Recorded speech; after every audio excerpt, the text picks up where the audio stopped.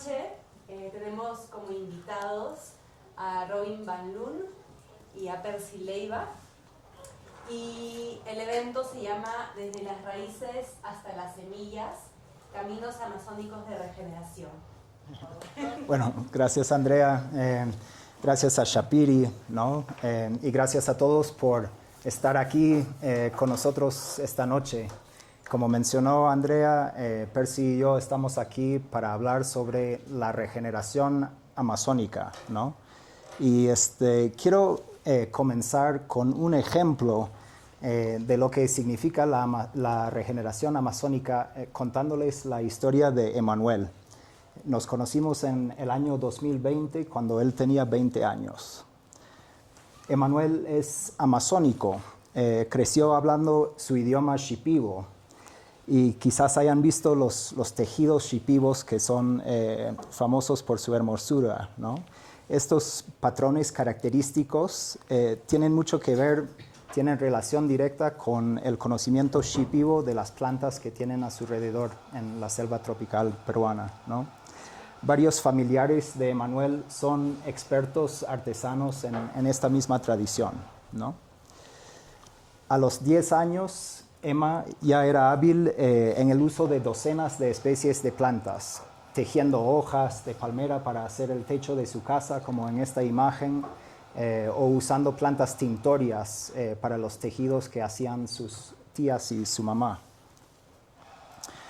Y en la comunidad donde nació Emanuel, la selva satisfacía las necesidades de la gente de diversos modos, ¿no? Desde los lagos y las quebradas, la pesca, y desde las chacras, los cultivos como la yuca y el plátano. Para la salud, los vegetalistas o curanderos tradicionales utilizaban un amplio repertorio de plantas medicinales como achote, que además es planta tintoria. Dicho sea de paso que en esta presentación estaremos viendo varias imágenes de este tipo, ¿no? Que son retratos de plantas amazónicas, ¿no? Un poco para intercalar voces humanas con voces vegetales, ¿no? Pero bueno, no todo era idílico en la comunidad de Emanuel. Con los escasos recursos proporcionados por el Estado en cuanto a sanidad y educación, muchas personas en la comunidad de Emanuel pasaban y pasan hambre. Las oportunidades de ganar dinero eran pocas y escasas, y algunas de ellas en realidad vinculadas con organizaciones criminales. Las hojas de coca, ¿no? Son un estimulante nutritivo, sano, cultural, ancestral para muchos pueblos amazónicos y andinos, y obviamente también son la base de una economía ilícita, impulsado por el norte global y gestionado in situ por mafias. Y esto significa que en comunidades shipibos como la de Emanuel hay una porción de la población, hombres, mujeres, jóvenes, que durante una temporada del año van a plantaciones clandestinas para generar un ingreso adicional para la familia. Algunos de los más ambiciosos en su comunidad de Emanuel se iban a la ciudad, ¿no? Para buscar más educación o mejores ingresos económicos. Pero también es cosa sabida que las poblaciones indígenas urbanas son muy vulnerables en diferentes sentidos. Entre ellos, estadísticamente, las mujeres son las más vulnerables a diferentes tipos de discriminación y violencia. Y bueno, uno de esos comuneros que fue a buscar mejores oportunidades fue Emanuel, y a los 14 años él salió de su comunidad, buscando dinero en trabajo que podía conseguir para enviar algo a su familia. Se mudó a la gran ciudad de Lima, limpió casas, fue a la costa, a Ica, a trabajar en plantaciones de frutales, donde observó a compañeros de trabajo envenenados por el excesivo uso de agroquímicos. Y bueno, en varios lugares sintió que fue tratado como ignorante solamente por ser indígena, ¿no? Hace 5 años, cuando él tenía 20, se acercó y empezó a trabajar en Camino Verde, en uno de nuestros centros de reforestación. Y en estos 5 años lo he visto transformar y bueno, pasar de una etapa a otra, ¿no? En nuestro centro de reforestación ha aprendido a manejar cientos de especies de plantas y árboles, a reconocer cientos de especies solamente viendo las semillas o las plantas de ellas. Y bueno, de sus habilidades anteriores como trepador de palmeras y como pescador, ahora también ha aprendido a manejar, gestionar sistemas agroforestales, viveros de plantones, carpintería y además de manejar un barco. Se ha convertido en un agroforestal, ¿no? Y agroforestería nos referimos básicamente a las chacras que contienen árboles. Ahora reconoce cientos de especies de su bosque, ¿no? Y con sus propias manos ha sembrado más de 10,000 árboles en estos 5 años. Ahora forma parte de un equipo que valora su contribución, de trabajar en lugares explotativos. Ahora siente que su conocimiento ancestral es respetado, ¿no? Además trabaja con 5 personas shipibos en el equipo de Camino Verde, una persona bora y 2 quechuas de la Sierra Andina. Entonces, en conjunto, este equipo tiene más de un siglo de experiencia gestionando chacras amazónicas. Emanuel trabaja junto a un equipo también de mujeres empoderadas en posiciones de liderazgo. Y esto ha sido algo nuevo para él, ¿no? Ahora, después de sus años de discriminación, está respirando otro aire. El año pasado, en su tiempo libre, se fue para su comunidad natal, después de muchos años, llevando consigo mucho de lo que había aprendido en sus años en Camino Verde. Y en primer lugar, utilizó sus nuevas habilidades de carpintero para levantar casas en la comunidad donde vivía. Y bueno, luego, junto con un amigo suyo de la infancia, encabezó una iniciativa para titular miles de hectáreas de bosque al nombre de su comunidad, preveniendo que esto sea vulnerable a tala ilegal. Cuando regresó a Camino Verde, nos sentamos un ratito para hablar sobre la vida y sobre las reflexiones, y me dijo que sí, se siente satisfecho con las habilidades que ha aprendido en nuestro centro de reforestación, pero también se siente satisfecho con los valores que ha aprendido. Ahora mismo Emanuel está en la chacra, en el centro de reforestación original de Camino Verde, que llamamos Camino Verde Baltimore, a orillas del río Tambopata, que se ve aquí. Justo esta foto es de cuando me dejó, cuando venía el otro día.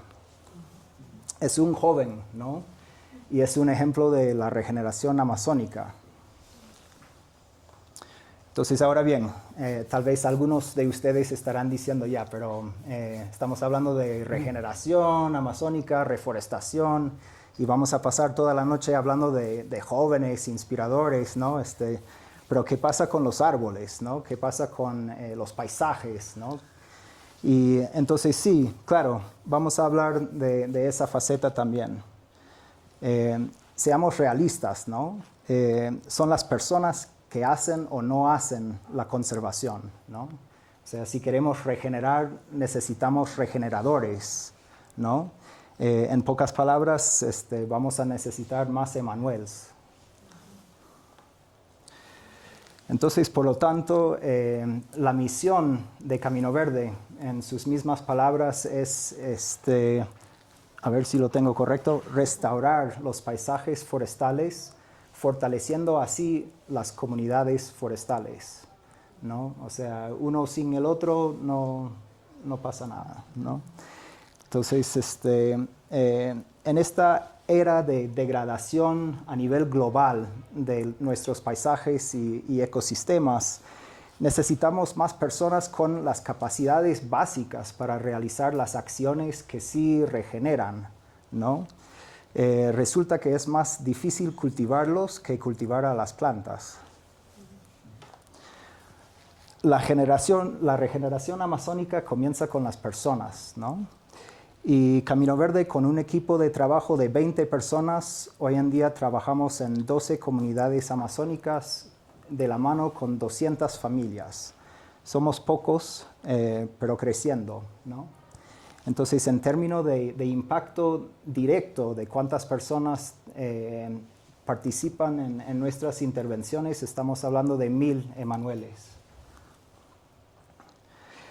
Nuestro trabajo se desarrolla en 2 regiones, Madre de Dios en el sur, Loreto en el norte, que sumando sus extensiones, o sea, son más grandes que Alemania, ¿no? Y ahora, bueno, por supuesto lo que llamo regeneración amazónica no solo se puede quedar en buenas intenciones, ¿no?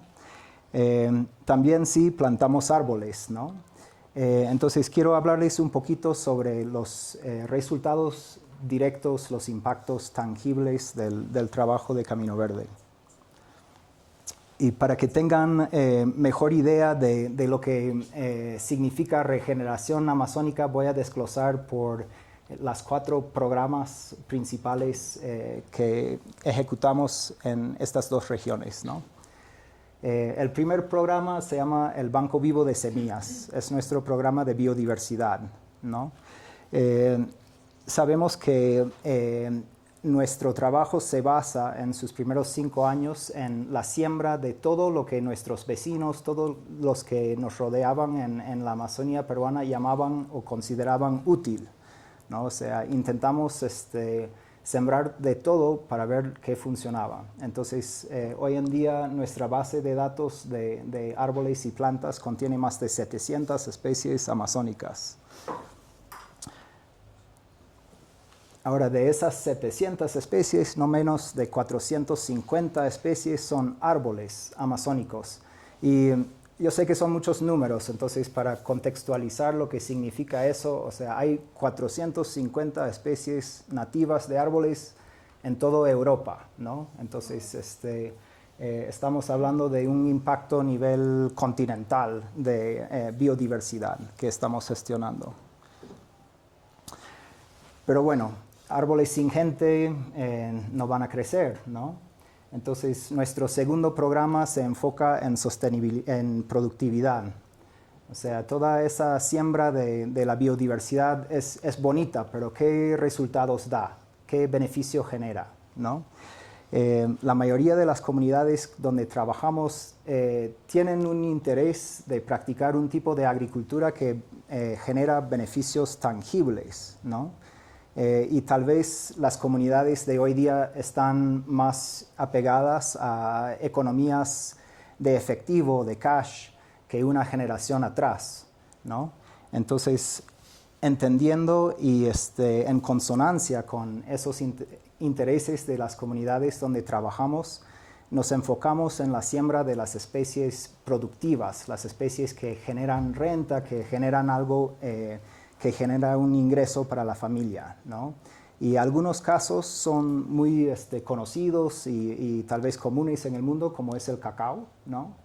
Pero también en otros casos estamos trabajando con especies promisorias donde tenemos que construir básicamente desde cero una cadena de valor o una economía basada en especies más desconocidas, ¿no? Así el caso del palo rosa. El palo rosa que en algún momento fue famoso, ¿no? Como ingrediente del famoso Chanel número 5, ¿no? Y gracias a la demanda de perfumeras europeas, el palo de rosas dejó de existir en el bosque natural. En el siglo XX hubo un boom de palo rosa que hizo que hubo extracción de árboles enteros desde la raíz para alimentar a la industria perfumera, ¿no? No es lo que siempre pensamos cuando pensamos en deforestación, ¿no? Perfume, pero sí, ¿no? Entonces, como una especie clave para muchas comunidades nativas amazónicas también, el palo rosa ha llegado a ser el enfoque de nuestro tercer programa, que trata de trabajar con comunidades amazónicas en actividades productivas como la agroforestería diversa basada en especies nativas, ¿no? Entonces, de un comienzo humilde hace más de 10 años con un piloto de 5 familias en una comunidad, hoy en día estamos hablando de 12 comunidades y casi 200 familias, casi 1000 personas que están involucrados en la actividad de regenerar una especie en peligro de extinción, que es el palo rosa, ¿no? Entonces, dicho sea de paso que este mismo palo rosa no solo es una economía, también esta es una especie que tiene un nombre en el lenguaje Bora, por ejemplo. Hay una historia de su uso y sus importancias culturales para el pueblo Bora, el pueblo Witoto, y además tienen memorias vivas muy frescas de una extracción masiva, depredativa de esta especie a base de la esclavitud. Y si bien es cierto que el boom del palo rosa no llegó a la altura de horror que el boom del caucho, el boom del palo rosa fue parte de una época posterior al boom del caucho en la cual comunidades amazónicas vulnerables fueron explotados aún más, ¿no? Por los mismos caucheros patrones. Pero hoy en día, como dicen en la permacultura, el problema es la solución, ¿no? Y ese mismo mercado que hacía que la gente vaya al bosque, bueno, que la gente no, sino que los patrones manden a la gente al bosque a extraer el palo rosa, esa misma fuerza de mercado hace que ahora hay incentivos para reforestar esta especie en peligro de extinción. Y hoy en día destilamos el aceite esencial de palo rosa que proviene de árboles reforestados de comunidades nativas, no simplemente reforestados en comunidades nativas, ¿no? Reforestadas por comunidades nativas, ¿no? Entonces ahora, hace unos pocos días, tomamos un paso nuevo e importante, que es que terminamos de construir el primer centro de destilación en una de las comunidades donde trabajamos, permitiendo que más del valor agregado, ¿no? De transformar la biomasa de palo rosa en aceite esencial, que más de ese valor quede en manos de la comunidad. Entonces, a base de un diálogo constante con las comunidades donde trabajamos, también identificamos otras actividades, otras oportunidades de interés, ¿no? Y uno de ellos que va ganando importancia para nosotros en los últimos años es la meliponicultura, la crianza de abejas nativas amazónicas sin aguijón, ¿no? Que a mí me gusta bastante que sean sin aguijón, ¿no? Entonces, en 8 de las comunidades donde trabajamos, 8 de las 12, ya estamos implementando también programas de crianza de abejas meliponas, ¿no? Dicho sea de paso que la abeja melipona y su miel forman parte importante de muchas, si no todas, las culturas amazónicas. Y el consumo de la miel amazónica es un pilar de la medicina tradicional en muchas de estas comunidades donde trabajamos, Maijuna, Bora, Witoto. Y en un taller en Madre de Dios se acercaron unos representantes de una comunidad. Un hombre anciano se acercó y dijo, mira, todo lo que están explicando sobre la estructura del nido, dónde está la cría, dónde está la miel, o sea, en qué momento hay que cosechar, en qué luna, todo eso lo sabemos. Pero lo único que no sabíamos era cómo manejar una caja para que sea una producción sostenible, en vez de una extracción de una sola vez de un árbol en el monte, ¿no? Entonces, hoy en día también estamos trabajando en meliponicultura y esto nos trae al cuarto programa que manejamos, que es un programa de difusión, ¿no? O sea, de broma en broma, somos una organización que tiene 18 años y ahora estamos en la etapa de querer difundir lo que nos está funcionando y lo que nos ha funcionado, ¿no? O sea, para que no se tenga que volver a inventar la pólvora cuando todos estamos mirando al reloj diciendo, bueno, ¿esto de la vida en el planeta Tierra va a continuar o no? ¿Cómo vamos, no? Entonces, si tenemos apuro para hacer acciones concretas, ¿no? Para mejorar nuestro chance de sostener vida en la Tierra, tenemos que compartir lo que estamos haciendo, ¿no? Y entonces nuestro cuarto programa se dedica a la difusión o replicar estos modelos replicables que hemos estado desarrollando en estos años, ¿no? Y esa difusión se realiza de diversas maneras, ¿no? En 2026, ya falta poco, vamos a lanzar nuestra base de datos de las especies amazónicas que manejamos en línea, open source, ¿no? Libre acceso para todo el mundo. Son más de 700 especies, muchas de las cuales actualmente encuentras poca cosa, poca literatura, poca bibliografía. Pero si la gente va a sembrar estas especies, tiene que tener acceso a conocimiento al respecto, ¿no?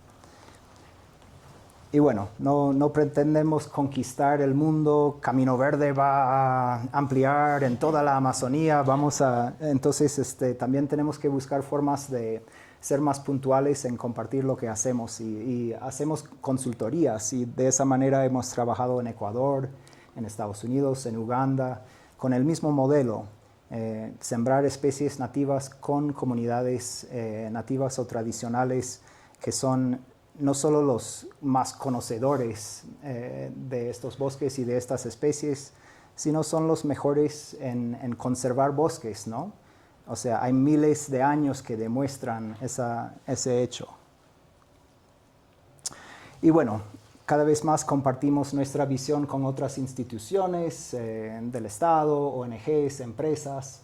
Entonces nuestros centros, como hablará Percy más adelante, también se vuelven centros de difusión, ¿no?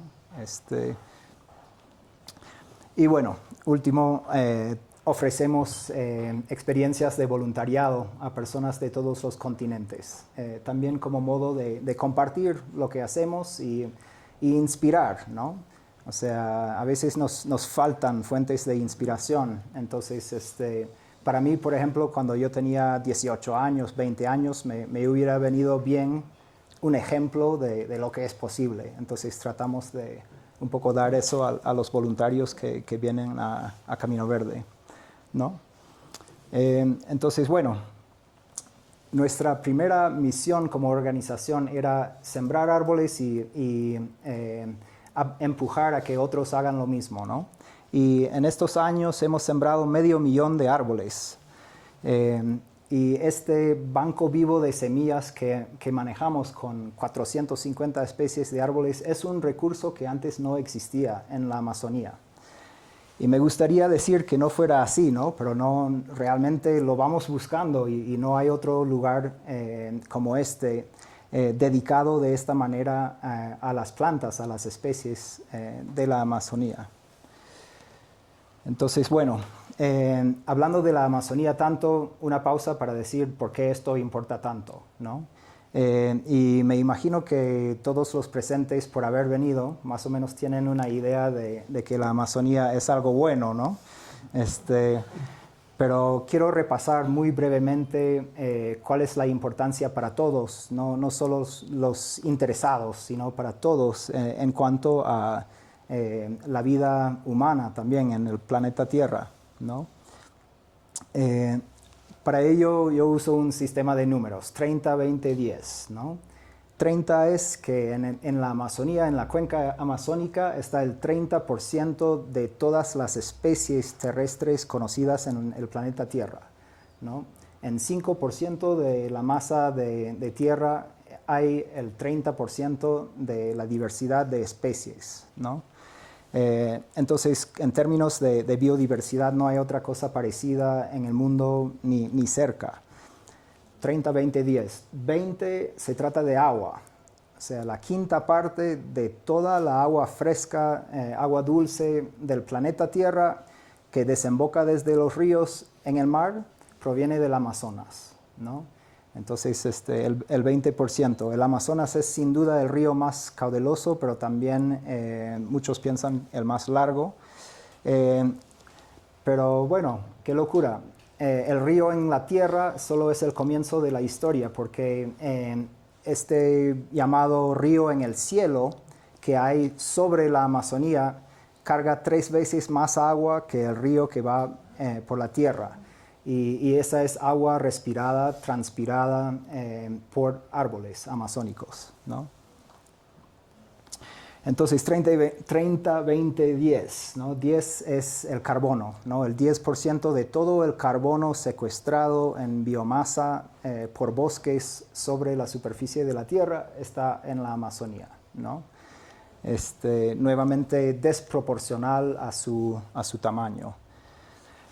Pero dejemos los números un momento, ¿no? No solo se trata de diversidad biológica o toneladas de carbono. O sea, la Amazonía también es un tesoro en términos de diversidad cultural, diversidad lingüística, ¿no? De los pueblos que han coevolucionado con este bosque durante miles de años, ¿no? Tiempo suficiente para que esa coevolución tenga un impacto ecológico tangible, ¿no? Entonces, no hay nada más resiliente que los pueblos que han convivido con la Amazonía durante estos miles de años. Entonces, aquí hay algo para todos, ¿no? ¿Te gusta respirar aire, ¿no? ¿Te gusta el agua o la vida? La Amazonía tiene algo para ti, ¿no? Y bueno, sería bueno salvarlo, entonces, sería bueno mantenerlo para que lo vean también los nietos, ¿no? Pero ¿cómo hacerlo? Debe ser fácil, ¿no? Bueno, resulta que la selva tropical no se está destruyendo porque la gente que vive ahí odia la selva tropical, ¿no? No es que tampoco quieran dejar de tener acceso a agua dulce o biodiversidad, ¿no? Tiene más que ver con el hecho de que quieren alimentar a sus hijos, ¿no? Y bueno, al igual que Manuel en su comunidad natal, hay muchos habitantes de la selva que no tienen opciones para mercados, para productos sostenibles. O sea, en cambio, los mercados para productos derivados de la destrucción del bosque llegan a la puerta de tu casa, ¿no? Te dan regalo de Navidad y te dicen, véndeme tu árbol, ¿no? Pero en realidad, hasta donde yo he experimentado, ¿no? La biodiversidad no está siendo correspondida por la diversidad económica. O sea, faltan oportunidades para que más de estos productos maravillosos basados en la biodiversidad puedan llegar a mercados y de tal manera generar ingresos para las comunidades, ¿no? Pero ¿cómo generar ingresos a partir de la siembra de árboles? A través de la regeneración y no la destrucción o extracción de recursos, ¿no? Y bueno, resulta que hay formas de hacerlo, ¿no? Estamos trabajando en descifrar ese código y en estos primeros 18 años que tenemos como organización sí que hay algunos resultados promisorios. Y bueno, no solo lo hacemos porque es bueno para el planeta, aunque eso es bueno también, ¿no? También lo hacemos, al menos Percy y yo, porque queremos a la tierra donde vivimos, que para nosotros es nuestro hogar adoptivo, ¿no? Y aunque no somos de ahí, pero ambos llevamos más de la mitad de nuestras vidas en el bosque de Tambopata, ¿no? Entonces, para nosotros también es un asunto personal, ¿no? Tratar de hacer algo diferente a lo que vemos ocurriendo. Y bueno, entonces ahora voy a invitar a mi compañero Percy Leva para que les hable un poco de cómo él se volvió amazónico. Sí.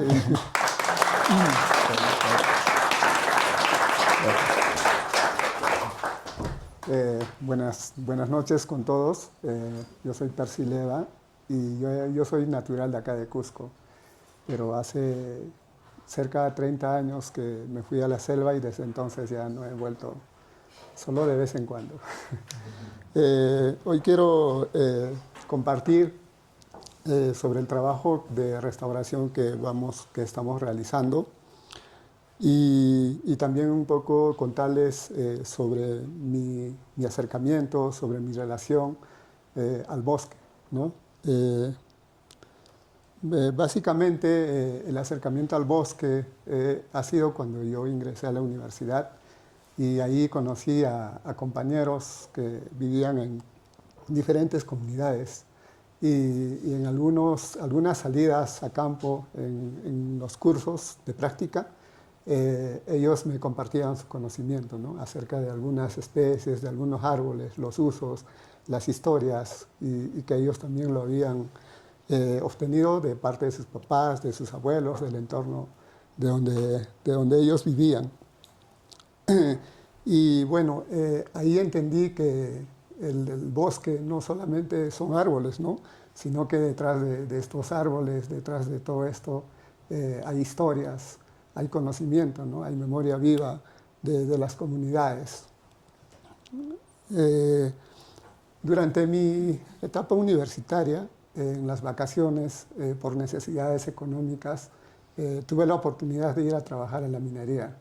Y primero trabajé por el río, sacando oro del río ahí, y ahí pude observar la contaminación, ¿no?, cómo se da desde los residuos, que son los aceites, las grasas y el mercurio, ¿no?, que se llama, vamos a asobiar para captar el oro, y escapa mucho. Entonces ahí se puede ver la contaminación.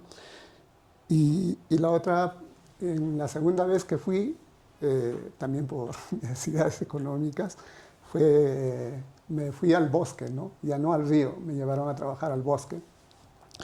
Y ahí pude observar también de forma directa cómo se destruyen cientos de árboles día a día, ¿no? Un día ves lleno verde, lleno de árboles, lianas, plantas, y al día siguiente ya se ha bajado, se ha deforestado toda esa área, ¿no?, quedando solamente barro, piedra, y bueno, se pierden ahí muchas especies importantes. Para la gente ahí no importa que sea una especie que esté en peligro de extinción o que sea una especie, un frutal que sirve para los animales o para las comunidades. Simplemente se tumba y para lograr el objetivo, ¿no?, que es el trabajo de sacar el oro.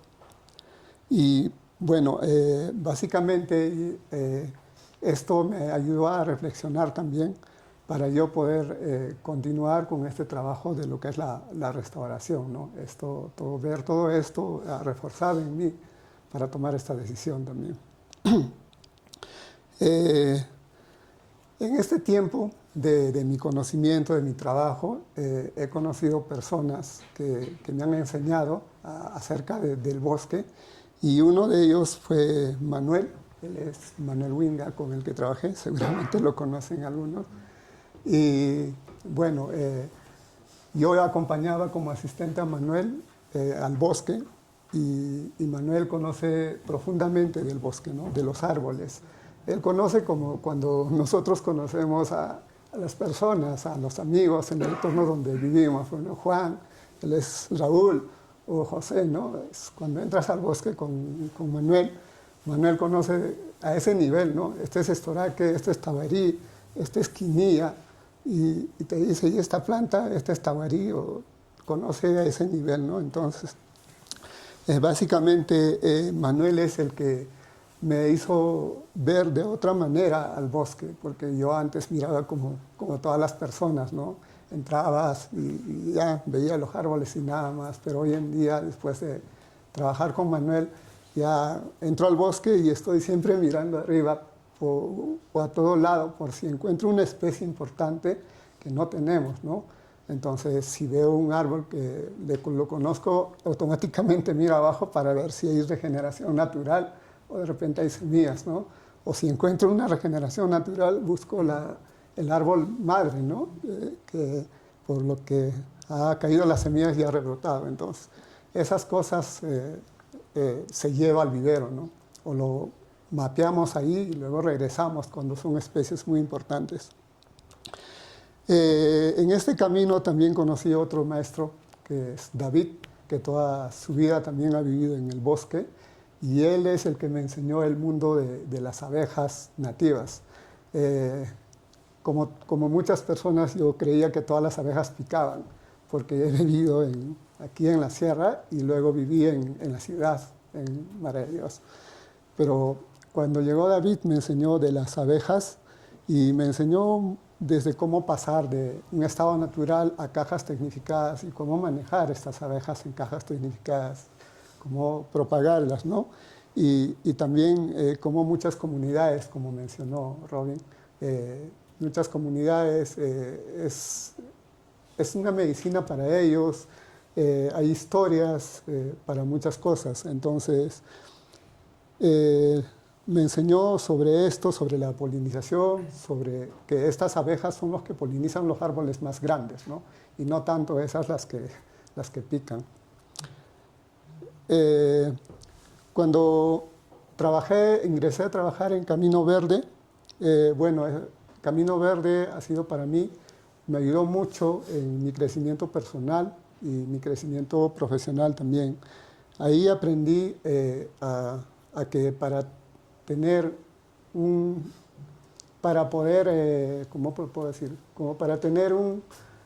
reforestación exitosa, no solamente es lo académico, ¿no? Lo que se aprende, las nuevas técnicas, sino que también es usar eso que se ha aprendido, que se ha aprendido de las comunidades, de todo lo que hemos aprendido, ¿no? Entonces va de la mano lo que es la cultura con las nuevas prácticas. En Camino Verde aprendí sobre el manejo de un vivero forestal de plantas nativas. Aprendí cómo producir plantas desde hojas, desde diferentes órganos de un árbol, ¿no? Aprendí sobre el manejo responsable de las abejas nativas, porque ellas son las que nos ayudan a conservar la diversidad, ¿no? Y son los polinizadores. Aprendí que la restauración funciona mejor cuando tienes mayor diversidad de especies, ¿no? Aprendí a sembrar, a diseñar parcelas con muchas especies, con palmeras, con árboles grandes, con lianas, una parcela muy densa, ¿no? En la restauración también aprendí que en suelos degradados no solamente es sembrar y llevar de frente las plantas emblemáticas, las plantas medicinales que ahí hay de alto valor, sino que primero es sembrar algunas especies como las ingas que acumulan mucho nitrógeno al suelo y que dan sombra, y luego después de que eso ya esté instalado recién sembramos las otras especies, ¿no? Y así aseguramos el éxito en el crecimiento de las especies. En la restauración de las parcelas agroforestales, hoy en día usamos bastante lo que es plantas de rápido crecimiento para acumular biomasa y ayudar a que las demás plantas tengan éxito. Y bueno, de todo esto lo que he aprendido, mi visión personal es compartir, seguir aprendiendo de todas las personas, del trabajo que realizo y compartir este conocimiento con más personas. A lo largo de mi experiencia en Camino Verde, también he compartido con muchas comunidades, con muchas instituciones, otras personas que también trabajan con este mismo propósito de cuidar los bosques. Voy a dar paso ahora a Robin para seguir continuando.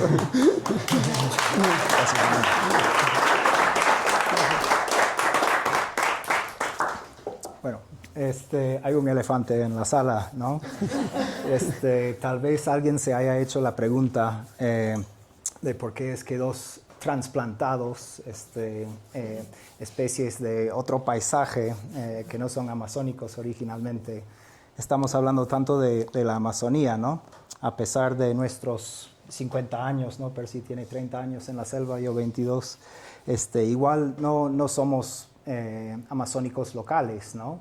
Entonces, no será posible que todo lo que están escuchando esta noche es un ejemplo más en la vida de colonización, de la imposición de ideas occidentales en comunidades tradicionales.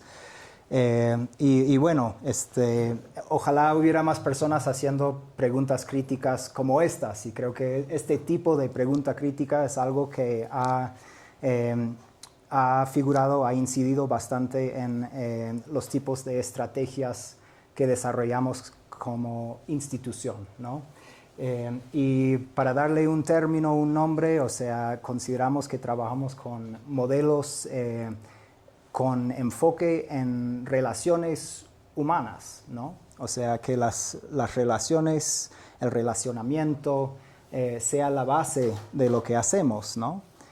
Y podemos hablar de estrategias y indicadores de impacto y muchas cosas, ¿no? Pero si a los finales descuidamos las relaciones, el tejido humano que nos une con otras personas, es poco probable que vamos a tener éxito, especialmente cuando se tratan de comunidades donde este tejido humano importa y es valorado, ¿no?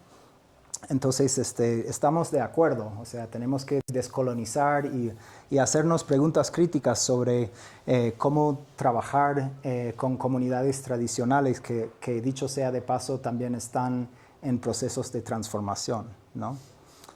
Y bueno, vaya casualidad, hemos visto en nuestra experiencia que estos modelos que se basan en un relacionamiento humano con dignidad, con respeto, con transparencia, horizontalidad, funcionan a veces donde los proyectos que no contemplan ese componente fracasan, ¿no?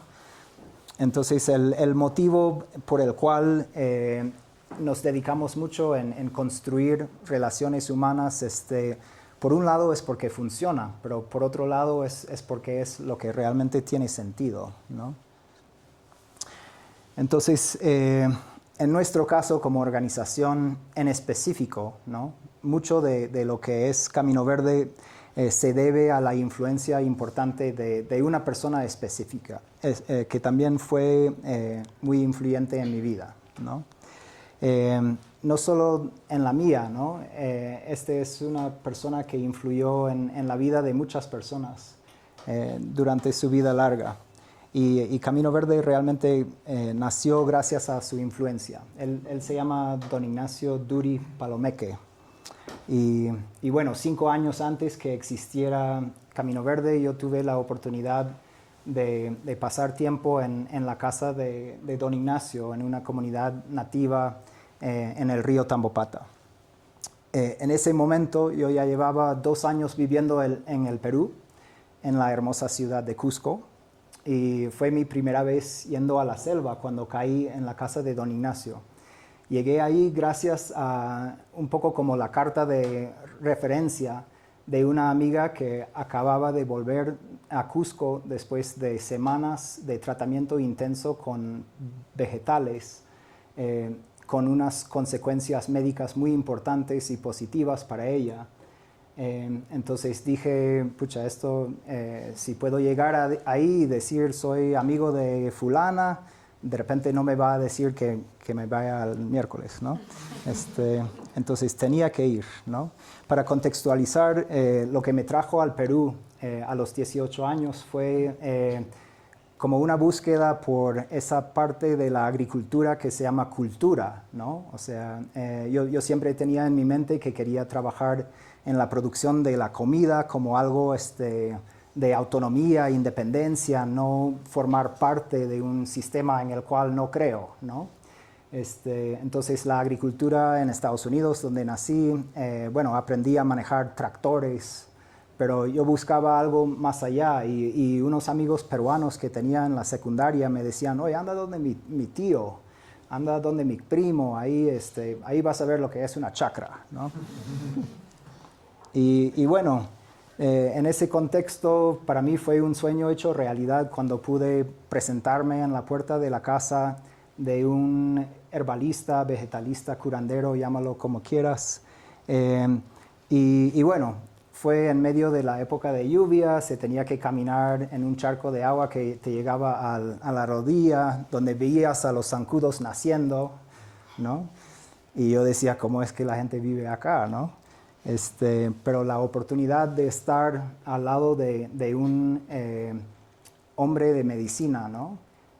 Con más de 70 años, para mí todo era posible, aguantar zancudo y lo que sea. Y bueno, con el tiempo Ignacio se convirtió en un maestro y mentor para mí. Y realmente fue determinante, ¿no? O sea, el tiempo que pasé con él, creo que después no ha pasado nada tan importante o tan dichoso en mi vida, ¿no?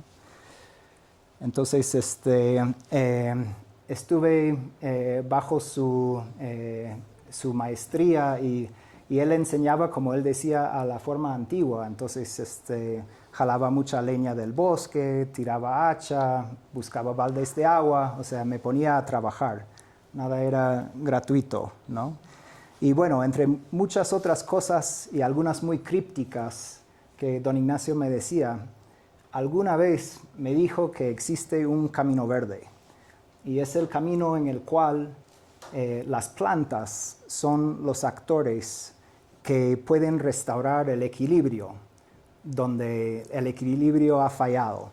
Y él decía que él, como vegetalista, era caminante de ese camino verde, ¿no? Y entonces, así fue, él fue quien nos bautizó con nuestro nombre como organización, ¿no? Bueno, agradecido por la oportunidad que él me brindó. En los primeros 2 años que conocía a don Ignacio, pasé más de 1 año y medio en su casa. Rápidamente aprendí que uno puede vivir una vida entera o varias vidas sin llegar al final de todas las especies, todas las plantas, todos los usos, aplicaciones que hay para aprender en el bosque amazónico. Entonces, en su compañía, jovencito yo, comencé a comprender la escala de lo que es lo que llamamos biodiversidad, ¿no? Ahí creo que tengo 22 años y estoy a 7 metros del suelo y don Ignacio está abajo diciendo, no cortes ese, corta al otro, cosechando una liana medicinal, ¿no? Y más o menos cuando lo conocía, será 5 años, él cumplía 75 años, me dijo, cada vez que salgas al bosque, tienes que ver algo nuevo que no has visto antes. Porque si no lo haces, lo único que significa es que no estás prestando atención, ¿no? Y dicho por un hombre de esa edad, significa mucho, ¿no? No, hay un discurso de un antropólogo que dice que cada vez que fallece un chamán es como que se quema una biblioteca, ¿no? Y bueno, en 2020, con 89 años, falleció don Ignacio, pero no sin antes cumplir con un sueño que él tenía y que llegó a ver realizarse antes de partir. Y este fue el sueño de un libro. Cuando primero me comentó, pensé que estaba hablando literalmente de algo que había soñado, ¿no? Porque él durante muchos años me decía, mira, cuando tienes vista clara, tú ves el bosque y estás viendo una farmacia. Frascos y frascos de diferentes plantas, diferentes usos, ¿no? Y sacas el frasco hasta tiene su precio. El precio es cuántos días tienes que dietar, qué tan estricto tiene que ser tu dieta. Eso es lo que te cuesta el remedio, ¿no? Entonces yo decía, ya ahora me está hablando de un libro de plantas amazónicas, esto será otra visión. Pero él me decía, no, o sea, él sentía que no tenía un hijo que estaba aprendiendo de la misma manera que aprendió él. Y decía, no, yo quiero asegurar que algo de lo que yo conozco, de lo poco que conozco, como él decía, quede cuando yo ya no esté. Y bueno, para nosotros los que lo conocíamos, es un tesoro poder contar con su voz, ¿no? Porque este libro es su voz de él, ¿no? Y bueno, en el último día de agosto de 2019, en una modesta reunión en Puerto Maldonado, lanzamos el libro de Don Ignacio unos pocos días después de su cumpleaños número 89. Don Ignacio estuvo impactado por la presencia de personas conocidas y queridas y se retiró temprano con su hija a casa. No es propio de Don Ignacio presumir, ¿no? Entonces aceptó los abrazos, pero no aguantó mucho tiempo escuchando que la gente hable bien de él. Menos de un año después, Don Ignacio falleció, ¿no? Y en ese momento él seguía recibiendo a pacientes en su casa, ¿no? Tenía una vocación de servicio, trabajaba duro como pocas personas que he conocido. Pasó miles de noches desveladas por atender a personas que nunca antes había conocido y tal vez jamás volvería a ver. O sea, a tal nivel que cuántas veces le he visto a punto de cenar y aparece un pasajero, como él decía, de última hora y tenía que dejar al lado a su primer plato de comida del día para atender a una persona de otro lugar, ¿no? Y bueno, tuvimos la oportunidad de compartir gracias a su gran amabilidad, ¿no? Y fue esa gran amabilidad que permitió que yo esté en el año 2004 y 2005 en su casa, a veces durmiendo en el suelo o en una hamaca, haciendo espacio para los pacientes y viendo de cerquita los procesos de transformación que él guiaba y conducía en muchas personas, ¿no? Bueno, esta es una foto de yo con 22, Ignacio tenía 75, ¿no? Y bueno, mi tiempo con él fue uno de los momentos más importantes de mi vida en diferentes sentidos y todavía lo siento cerca, la verdad. Bueno, él quería que sus conocimientos permanecieran en el mundo, ¿no? Y entonces me da una sensación de ternura y satisfacción que así es, ¿no? Y bueno, el año pasado pudimos también sacar su libro en inglés por primera vez, así que ahora es internacional. Y estas imágenes que estamos viendo esta noche, que son retratos de plantas hechos por una amiga artista que estuvo un tiempo en Camino Verde, también son las ilustraciones que acompañan a las palabras de Don Ignacio, ¿no? Una ilustradora botánica también ha aportado sus imágenes a la edición, ¿no? Y bueno, en realidad, aparte de este libro, hay muchas formas en las cuales Don Ignacio ha influido y sigue influyendo en el trabajo de Camino Verde, ¿no? Él fue quien me ha dirigido a sembrar mis primeras semillas de árboles amazónicos, ¿no? Y bueno, gracias a él es que tenemos cientos de especies hoy en día en nuestros centros de reforestación. Y gracias a él nuestro trabajo nació de cierta manera, ¿no? Una manera que va vinculada, va de la mano con comunidades, ¿no? O sea, y bueno, realmente se puede decir que todo lo que se vino después es producto de esa semilla que Ignacio puso.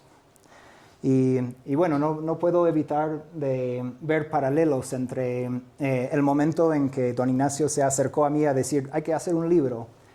Y un día Don Víctor Churay, el curaca Bora de la comunidad nativa de Puca Urquillo, se acercó a mí diciendo, tenemos que asegurar que el conocimiento del palo rosa de la comunidad Bora no se pierda. Y yo sé que yo sé cosas que nadie más sabe, ¿no? Entonces, gracias a la influencia y la semilla de Don Víctor, estamos culminando en la producción de una mini documental sobre la historia del palo rosa en las comunidades Bora y Huitoto. Y cuando yo le hablé a Don Víctor sobre, oye, sí, algo parecido hemos hecho y hay un libro, un libro le pareció poca cosa, porque él decía, no, la juventud no están leyendo libros. hay que hacer un video, ¿no? Entonces, tiene razón, ¿no? Y bueno, en sí, nuestro trabajo con el Palo Rosa comenzó desde las conversaciones, las perspectivas de las comunidades donde trabajamos. Entonces, el hilo que corre por todo el trabajo de Camino Verde a los finales es el relacionamiento, ¿no? O sea, esta no es una visión impuesta, sino un sueño que intentamos que sea un sueño compartido, ¿no? Y bueno, quiero mencionar antes de terminar algunas especies en las cuales la influencia de Don Ignacio se traduce directamente en acciones de restauración, ¿no? Percy, por favor. Okay. En los sistemas agroforestales que trabajamos en Camino Verde, incluimos algunas especies y una de ellas es la castaña, y se puede ver la hoja. La castaña es una especie muy emblemática de la región y bueno, también es el alimento de muchos animales, ¿no? Entonces, donde hay una castaña es también donde el bosque se encuentra sano. Y otra especie que incluimos también es el matico, que es una planta que crece, que se adapta bien, creciendo en áreas degradadas, en zonas degradadas, y crece muy rápido y se puede usar la biomasa para ayudar a otras plantas a que puedan adaptarse. El matico también se usa mucho en la medicina tradicional. En las comunidades lo usan para sacar el frío, curar las enfermedades de la respiración, ¿no? La tos y todo, la gripe y esas cosas. Y otra especie que usamos también es el huasaí. El huasaí es una palmera que siempre incluimos en los sistemas agroforestales. Y vemos que el huasaí es una especie clave porque los frutos son comestibles por las aves, por los mamíferos y también consumido por las comunidades, ¿no? Entonces el huasaí es clave para atraer también la fauna. También las meliponas ¿Esto es tuyo ya, Rui? No, es mío, ¿no? Es tu última. Es mi última. Y bueno, también estamos ahí criando, como les mencioné, las abejas meliponas. Y estas abejas meliponas también estamos sembrando junto a en los sistemas agroforestales, ¿no? Para que nos acompañen en este proceso de restauración, de polinizar todas estas plantas que estamos sembrando. Ahora sí. Ahora sí. Yeah, y bueno, sobre las meliponas, ¿no? Ahí también nos nutrimos de conocimiento ancestral de nuestros socios, ¿no? Aunque dice New York Girl, Loida es Maijuna y en su comunidad hay nombres en su idioma para docenas de especies de abejas. Hay una danza de las abejas, hay una canción tradicional de las abejas. Y ahora, hoy en día, las 4 comunidades Maijuna que existen en el mundo crían y manejan cientos de cajas de estas que se ven aquí, ¿no? Que son los nidos artificiales que se manejan para abejas meliponas. Entonces, también nuestro trabajo con la meliponicultura nace desde las relaciones que tenemos con las comunidades. Dicho sea de paso que para mí, o sea, lo más bonito de la meliponicultura es que la actividad económica de criar las abejas para cosechar miel, que tiene un mercado fuerte en la Amazonía peruana, también es la actividad de restauración, porque cada colonia, cada nido, cada colmena de estas, en caso de meliponas, todo el tiempo está enviando princesas al bosque. Y esta es una especie, por ejemplo, la melipona eburnia, una especie de melipona que es como el canario en la mina, ¿no? O sea, si hay deforestación, esa abeja sufre y se va, ¿no? Entonces, criar estas abejas también estás repoblando los bosques que te rodean sin mover un dedo, o sea, ellas se encargan, ¿no? Pero la actividad económica es la actividad ecológica, ¿no? Y bueno, la historia de los Bora con Palo Rosa también es muy importante en el éxito que nuestro programa ha tenido en las comunidades Bora, ¿no? O sea, si no hubiera una relación milenaria con esta especie importante, es difícil imaginar que nosotros hubiéramos sido tan exitosos con una propuesta nueva, rara, descabellada de reforestación de una especie nativa en vez de un eucalipto o una teca, ¿no? Entonces, bueno, vamos a cerrar. Así que, Percy, por favor, tus últimas apreciaciones, después yo vuelvo. Bueno, yo más me dedico a trabajar en el Centro de Reforestación La Joya, el cual tiene ya 9 años. Y hace 9 años La Joya era una zona de puro pasto, una zona ganadera, y iniciamos ahí el proyecto, y hoy en día La Joya es un bosque ya con árboles que algunos de ellos, como el huasaí, ya echan fruto, ¿no? Y se ve ya bastante la presencia también de aves. Y bueno, La Joya hoy en día se ha convertido en un punto de encuentro de muchos actores, ¿no? De comunidades que nos visitan, de muchas instituciones, de la universidad. Y bueno, todos vienen siempre con mucho conocimiento también. Las comunidades nos traen sus conocimientos. Las instituciones vienen también con mucho conocimiento, pero también vienen con dudas, ¿no? Entonces La Joya es un lugar donde hoy en día se comparte, se habla, se hace intercambio de conocimiento y se hace prácticas ahí en vivo de todas las actividades que hacemos, el manejo de abejas, el manejo de parcelas agroforestales de alta densidad, sobre el manejo de viveros, y bueno, hablamos de todo un poco y también nosotros aprendemos ahí de todos ellos que nos comentan, y también ellos aprenden de nosotros. Entonces La Joya hoy en día es muy visitado por muchas instituciones. Gracias, Robin. Intercambiamos una vez más. Una vez más. Y bueno, Percy viene en representación de Camino Verde La Joya, que es nuestro centro de reforestación más reciente, con 9 años. Y yo me encuentro más que nada en el centro de Camino Verde Baltimore, ¿no? Que igual es un lugar de encuentro no solo de semillas, de instituciones, ¿no? Pero de pueblos al fin y al cabo, ¿no? Aquí, desde las raíces de comunidades Bora, Shipibo y Quechua, ahora hoy en día los árboles están dando fruto y echando semillas, ¿no? Entonces, bueno, con una cimienta firme, que es un tejido humano resiliente, podemos realizar programas que a los finales llegan a sembrar 500,000 de árboles, ¿no? Entonces, sin raíces no vamos a producir más semillas, ¿no? Y no lo podemos hacer sin los pueblos del bosque, ¿no? Entonces, nada, muchísimas gracias por su atención, por su participación, y estamos contentos de recibir preguntas que tengan. Bueno, yo creo que de las meliponas podemos aprender que lo medicinal que es los productos, ¿no?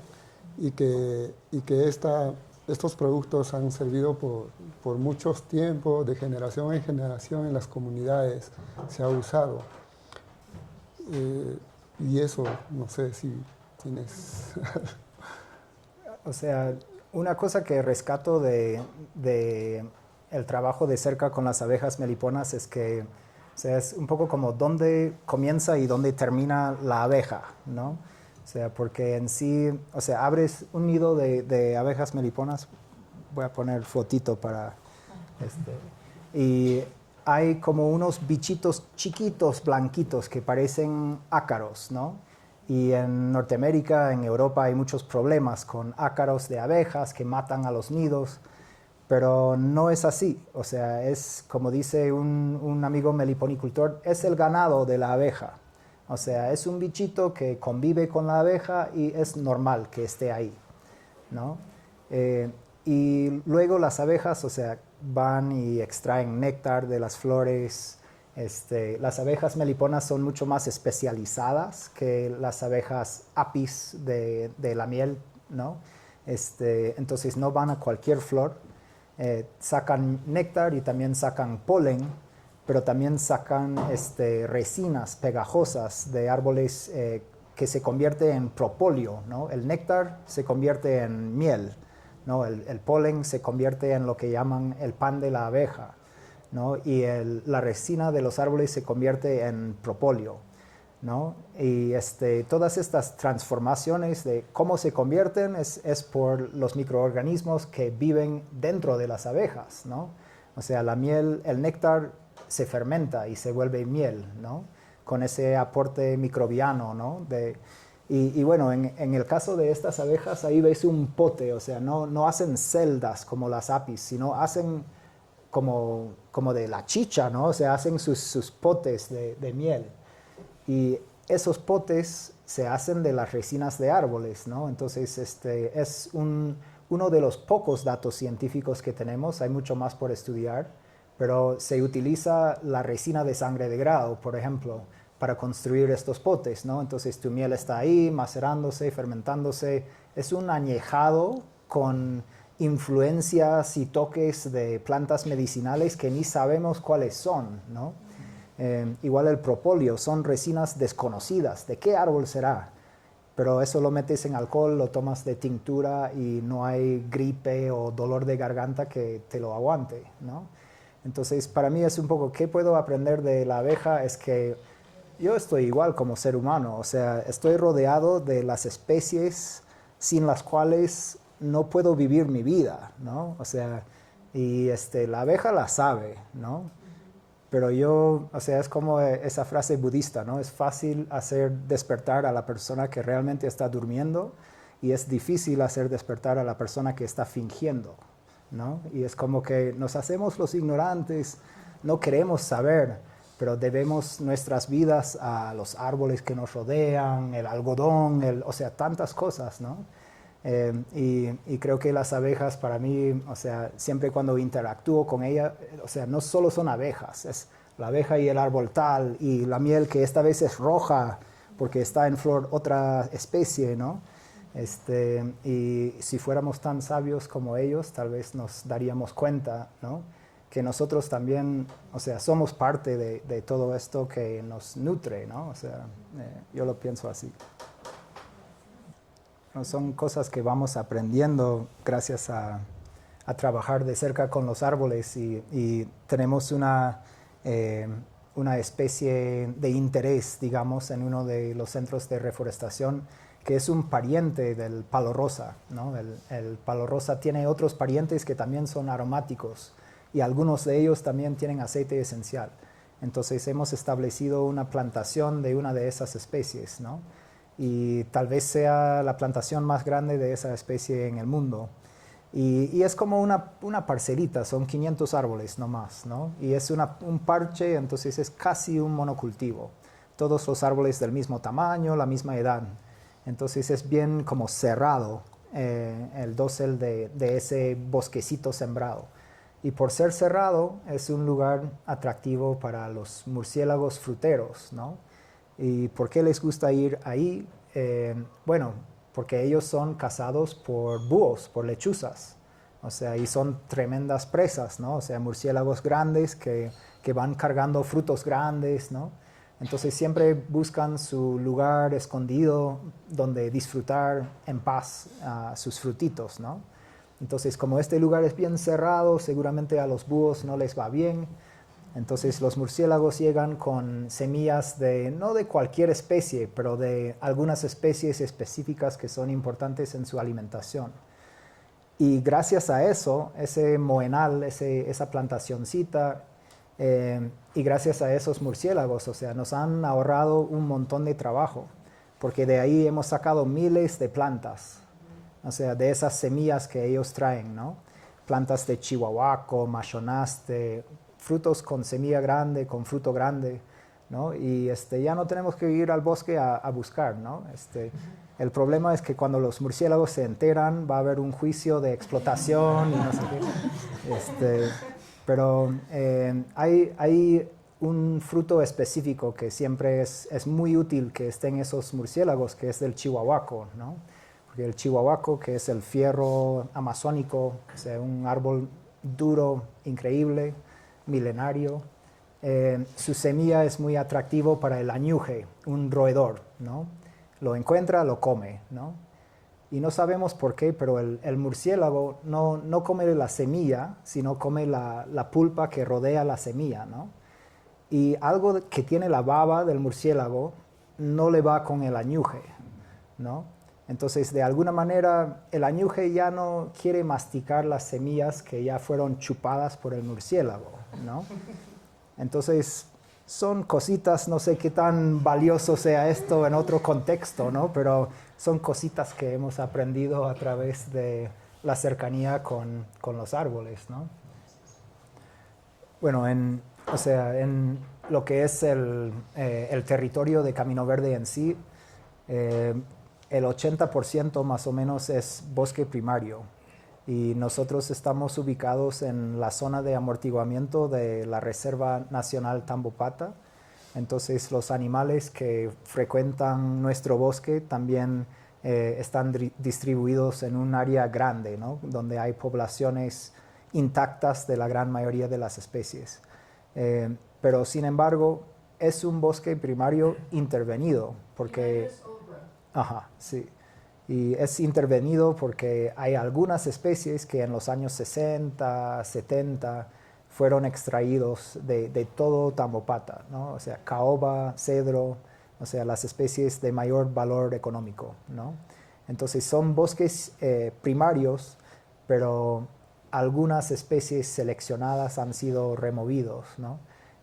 Pero ya pasaron 50 años, entonces hay arbolitos de cedro y caoba otra vez, pero no como antes. Pero en el mismo bosque, o sea, tenemos árboles, por ejemplo, de chihuahuaco, que pueden tener 800 años, 1000 años tranquilamente, ¿no? Y hay un área mucho menor, o sea, donde practicamos la agroforestería, la reforestación, que ha sido deforestado anteriormente por el dueño anterior que fue agricultor, ¿no? Que practicó la agricultura normal, típica de la zona, que es por roce y quema, ¿no? Para sembrar plátano, maíz, yuca, ¿no? Entonces el área de unas 30 hectáreas en Baltimore y unas 8 o 10 hectáreas en La Joya, son áreas que fueron degradados en sus usos anteriores. Y claro, no vamos a cortar un bosque primario para reforestar, ¿no? Es una pregunta personal, tal vez, ¿no? Pero no, para mí la forma en que he interactuado con las plantas amazónicas me ha cambiado la perspectiva en muchos sentidos diferentes, ¿no? Y creo que para mí es un poco como... O sea, mi hermano que vive en Estados Unidos trabaja en una oficina donde, si quiero joderle mucho, digo que él es parte del problema, ¿no? O sea, que está trabajando en una empresa que le importa un carajo el planeta y todo esto, ¿no? Entonces, el hecho de pasar tus días interactuando con semillas, viendo árboles crecer, o sea, tiene algunos beneficios bastante como egoístas a la vez, ¿no? O sea, es como yo no dormiría tan bien si estuviera trabajando en la misma oficina de mi hermano, ¿no? No, pero para mí al menos creo que la otra respuesta que puedo dar a una pregunta muy multifacética, ¿no? Es practicar con viveros, con germinar semillas, un poco que me ha cambiado el reloj interior, ¿no? O sea, es como sembrar semillas y esperar varios días a que germinen, a que nazcan, pero algunas después se disparan, o sea, después son muy veloces, o sea, es un poco como aprender a sintonizarte más con la naturaleza, y creo que eso tiene efectos beneficiosos cuando estamos con los nervios acostumbrados a sintonizarse con sistemas humanos o sistemas tecnológicos, que cada vez más es la tendencia, ¿no?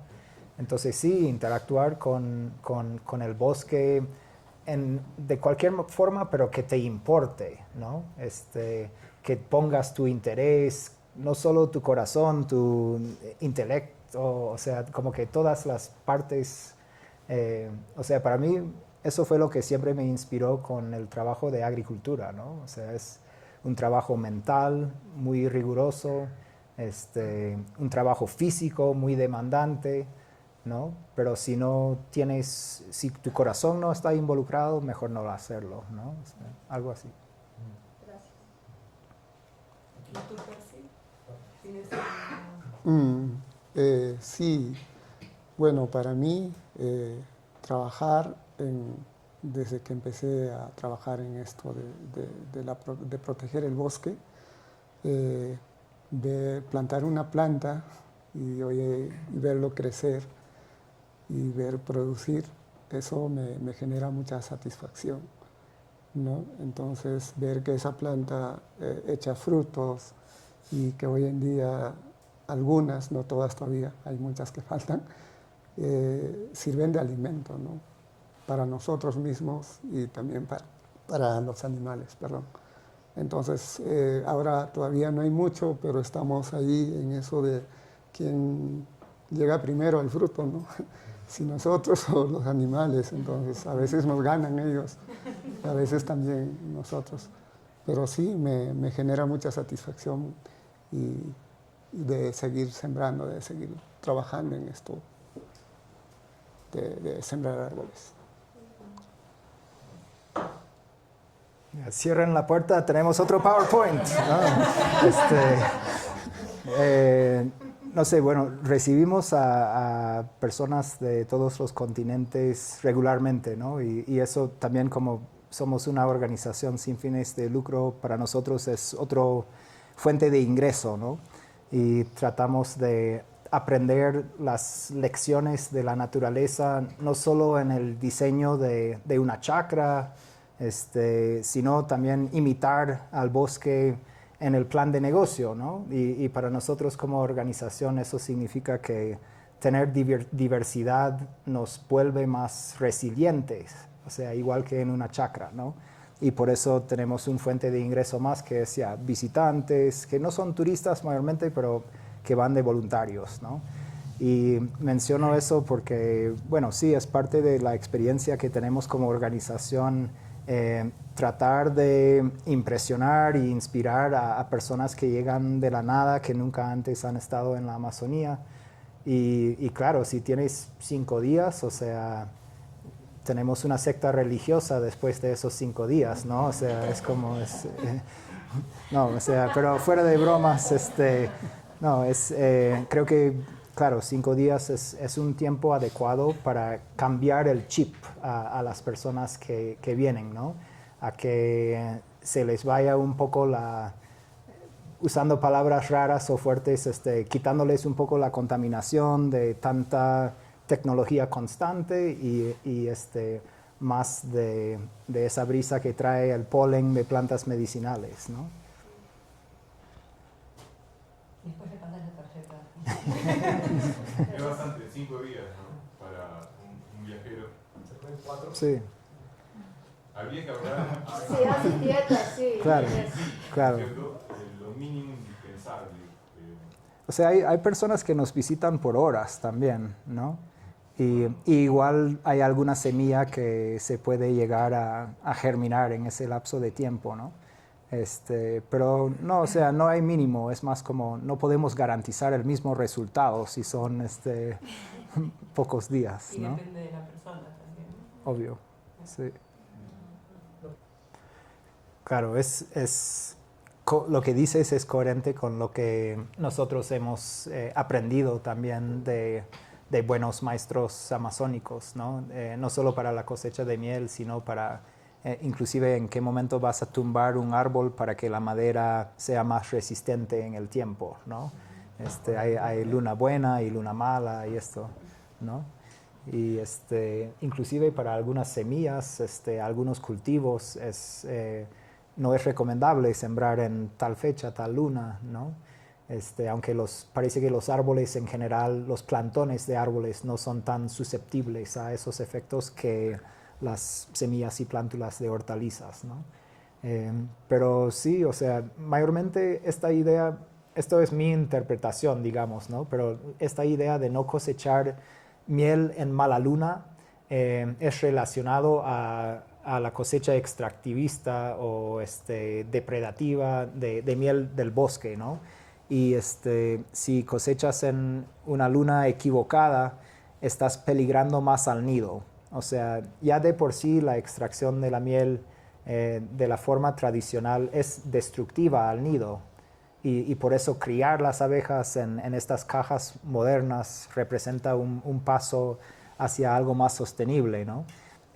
Y entonces hay muchos comentarios de que, o sea, la probabilidad de si tu nido va a sobrevivir esa cosecha invasiva violenta o no, o sea, le mejoras los chances si cosechas en buena luna, ¿no?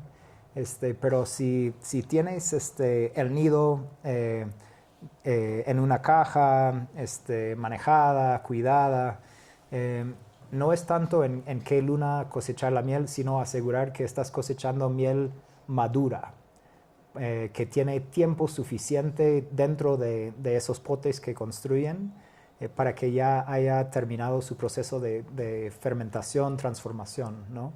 Y a veces cuando estamos abriendo un nido, hay algunos potes que cosechamos con una jeringa, con una manguerita, y hay algunas que son bien como agua, y lo pruebas y no es muy dulce, o sea, a medias, así, y esa es miel verde, como dicen, o sea, miel que no está madura todavía, ¿no? Pero no sé si eso tiene alguna relación con la luna. A ver, Percy, tu versión, por favor. Sí, realmente creo que no estoy tan seguro si eso influye o no, pero en nuestra experiencia en la cosecha de miel, normalmente vemos la floración de los árboles.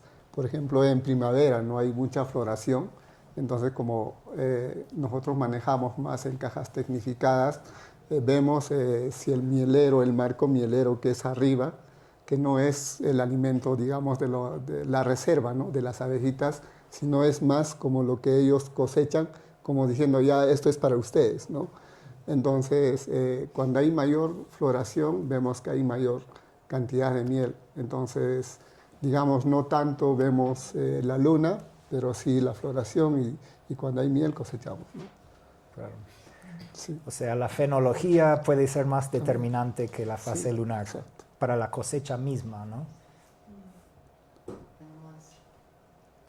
Bueno, hemos tenido también tal vez más experiencia con catástrofes antropogénicos, o sea, como el fuego, por ejemplo. O sea, algún vecino prende fuego a su parcela y no lo cuida y pasa a nuestro lado. En La Joya eso nos ha pasado N veces, ¿no? Pero sí, también, o sea, hay plantas que, por ejemplo, si estamos sembrando en lugares degradados, ¿no? Si de frente vamos a sembrar una planta de palo rosa, el palo rosa es una especie frágil, como llaman celoso en la selva, ¿no? Y entonces no puedes sembrar en un terreno degradado una planta de palo rosa, se muere, ¿no? Pero si siembras con otras especies tutores, como llaman, o sea, fijadores de nitrógeno, plantas que rápidamente construyen materia orgánica, biomasa, ahí sí puede prosperar tu palo rosa, ¿no? Pero son como controles biológicos, ¿no? O sea, es como si algo está fuera de equilibrio en tu sistema, la naturaleza viene a corregirlo, ¿no? Y por eso los monocultivos tienen las plagas especializadas, ¿no? O sea, ya hay demasiado maíz aquí, ¿qué pasa? Esto no es natural, la naturaleza impone su control, ¿no? Entonces también de esa manera, claro, el que vende agroquímicos te dice, eres un tonto si pierdes una papaya a una plaga, o sea, eso no te debe ocurrir nunca, ¿no? Pero para muchos agricultores tradicionales, no solo en la Amazonía, hay este concepto de que la naturaleza va a llevar su parte, ¿no? O sea, no todo va a ir para mí, ¿no? Un porcentaje de la fruta la va a comer el paucar, lo que sea, ¿no? Y entonces creo que cuando vemos una enfermedad en las plantas, más estamos viendo algo que nos indica, nos enseña, nos dice qué cosa está fuera de equilibrio, ¿no? Eso es parte importante de todos los sistemas que sembramos, o sea, todas las áreas que sembramos, es una de las consideraciones importantes, ¿no? ¿Qué especies incluir para permitir que un lugar degradado tenga vitalidad otra vez, ¿no? Y ese es un proceso que imita al proceso de la naturaleza, ¿no? De sucesión ecológica, ¿no? Y no siempre es cuando los hombres van y queman una parcela, ¿no? A veces el río cambia de sitio, ¿no? Entonces deja un terreno baldío y entonces las especies pioneras que vienen a colonizar, este es un proceso natural y intentamos imitar ese proceso natural en los procesos agrícolas, ¿no? En la chacra. Nos gustaría hacer más en las zonas mineras. Hasta la fecha, solo 50,000 árboles nuestros han ido a la zona minera, pero fueron para parcelas de investigación, ¿no? Y desafortunadamente las investigaciones no han doblado la página a proyectos de implementación, ¿no? Pero eso es más por factores sociales y de criminalidad, ¿no? O sea, es como no hay muchos actores que desean ingresar a la zona minera para proponer reforestación. Y lo loco en Madre de Dios es que el oro es un recurso renovable ahí, ¿no? O sea, los ríos vuelven trayendo minerales andinos, ¿no? Entonces cada año hay un poquito de oro que llega, ¿no? Entonces por eso las zonas mineras se mantienen mineras, ¿no? No se abandonan del todo. Bueno, tenemos exceso de mercurio sin duda en la región, como que supera la capacidad natural, pero sí hay, por ejemplo, palmeras que son muy efectivas en incorporar los metales pesados en los suelos, en sus cuerpos, ¿no? Y a veces ese es problemático, ¿no? Estuvimos hablando hace un ratito sobre la presencia de cadmium en el cacao. O sea, el cacao es un acumulador de metal pesado cadmium, ¿no? Entonces, no es tal vez tan problemático como el mercurio, pero bueno, el cadmium era lo de Van Gogh, ¿no? O sea, el rojo era de cadmium y bueno, cuidado con el cadmium, ¿no? Bueno, creo que en primer lugar respondería que hemos aprendido mucho de lo que no hay que hacer viendo los ejemplos de otros proyectos, ¿no? Y creo que hace un rato mencioné la tendencia de muchos proyectos de desarrollo agrícola, de utilizar a los participantes como conejito de la India para ver si un cultivo funciona o no, en vez de tener ya como un mercado determinado donde sabes que puedes vender el producto sabiendo que así no van a sembrar en vano, ¿no? Y naturalmente no tienes que participar en tantos proyectos de este tipo hasta cansarte de participar. Entonces, sí, de hecho hay en muchas de las comunidades que yo conozco como una barrera inicial a escuchar una propuesta nueva de algo que supuestamente va a generar beneficios, ¿no? O sea, es como que la gente tiene la piel muy dura, ¿no? Y ya no creen, ¿no? En las ONGs, ¿no? O sea, y yo tampoco no creería en las ONGs si yo hubiera estado ahí, o sea, peleándome con un cultivo que a los finales no da nada, ¿no? Pero también creo que, o sea, de lo que preguntaste, una palabra importante es entrar, ¿no? O sea, cómo entramos en las comunidades donde trabajamos, ¿no?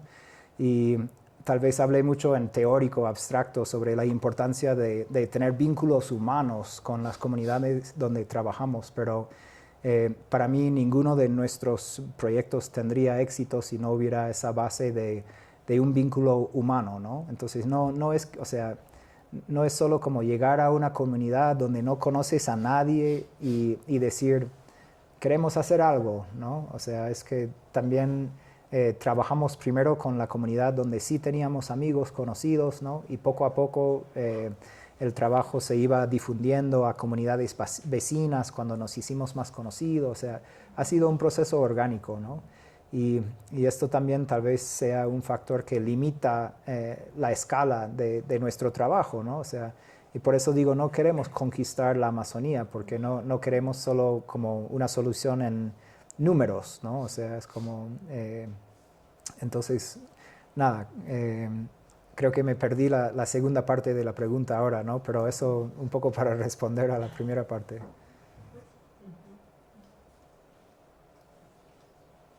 Bueno, antes de cerrar, al frente de ustedes van a ver algunos de los productos de la organización de Camino Verde.